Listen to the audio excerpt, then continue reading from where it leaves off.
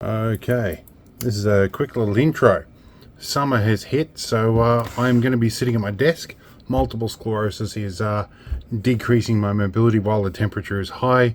It's a problem I can't deal with. So I'm going to recut some old videos, and this is one of them.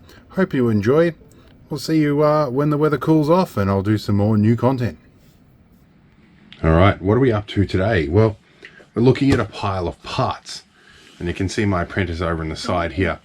We're in the back of the 6-wheel drive ambulance. This is a quick little video. Three of the main things that need to be done is the steering damper bushes need to be replaced, so we've got some of them. The third axle tail shaft bearing needs to be replaced, and there is a slip joint boot missing. So I have a power steering boot here that should probably suffice. That's what I've been able to find at short notice. Today it's currently raining, so this bearing is probably not going to go in, nor is the slip joint. However, what is quick and easy to do are these bushes. Now, I think it's going to rain much worse tomorrow, so at least at this point I can get under and replace these guys right now. So that's what we're going to do. We're going to replace our steering damper bushes. Where are we right at the moment? Let's point a few things out to give you an idea. This thingy here is our steering damper, which is the bit we're going to fix. This bit here is the PTO winch, or the drive for the PTO for the winch. The winch being that thing up there. This is the air conditioning compressor, which you probably can't see, that has no belt on it or flywheel. That's probably going to come out at some point. So let's get this guy out. There's a couple of nuts there we've got to pull off, and these bushes are completely missing. I think about the 17 is probably about the right one for this one. And it looks like we've got a lock nut set up here, so I may need to actually find myself an open-ended spanner for that. Got ourselves a 17mm open-ender on here, but I think it's a bit thick for the job. I guess we just got to try and crack that. So we might get it. Let's see what we can do here. Got a feeling I could be pushing the proverbial uphill trying to do this, but let's see what we can do.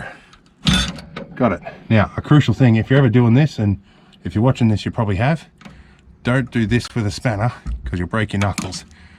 Open-handed. Now it feels like it's coming off. I think we've got some free play now. Pretty sure you get the idea of what I've got to do here now, so let's jump to when I'm done with that bit. And this might explain the funny rattling sound I keep hearing under here all the time. And wow, these are really sticky, these old bushes. There's literally nothing left of them. Like, that's literally what we should have. Well, this is what we should have, and that's what we do have. Like, wow. So these bushes have got a little lip. I have never done this before, but I'm gonna guess that's meant to self-locate in the middle there. So I'm gonna whack one of them straight on there and shove that through the hole. I don't think these are strictly the exact right ones, but they should be at least functional enough to get it through a roadie, and then I can figure out what I need to do the job properly afterwards. And my camera's attached to the steering arm. Now, this is where I've got to lay at a funny angle. I might just do this. Might be easier. I think I'm probably missing another bit in here. I think there probably should be some sort of bushing. Where's our 17mm here? Righty tighty. I might just leave that guy there. That should stop the other one from turning. Yeah. Oh, I had my things a little backwards. Alright. That's those lock nuts. Appreciably firm, but not so tight that it's breaking anything. Now, this is the most common thing I get asked about this since I've bought it, and I've only had it for like less than a month at this point. Hence all the roadworthy stuff. But this little bit here, turning here, that's the drive to our third axle. Yes, it really is a 6-wheel drive. However, most of the time it's a 6x4. Because if we swing all the way over here, and we're upside down, so let's turn our camera up. Sorry for the dizziness. This is our handbrake drum here. This is our transfer case. So, like a standard 4-wheel drive, we have a drive shaft to the front and a drive shaft to the back. And the transfer case, there is a centered differential in there. The hubs on these don't have locking hubs, but there is a center diff. Now, when you engage the pneumatic cylinder, which is this guy here, that engages the center diff lock, but also the clutch on the PTO shaft, or this extra shaft here. And I want to work out where that drop of oil came from later too. But anyway, so once you engage the center diff lock, you also suddenly have this third axle driving.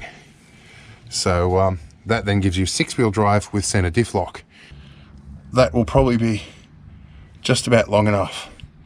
I'm going to have to trim that little bit off, but I think we can probably fit that on the slip joint, and with a couple of new hose clamps, that'll be right. And we just set the hose clamps 180 degrees offset to avoid any harmonics. But I think it's time I folded everything up, got inside out of the sun, or out of the, not the sun, out of the rain, and go and find a mate to help me do that rear bearing. All right.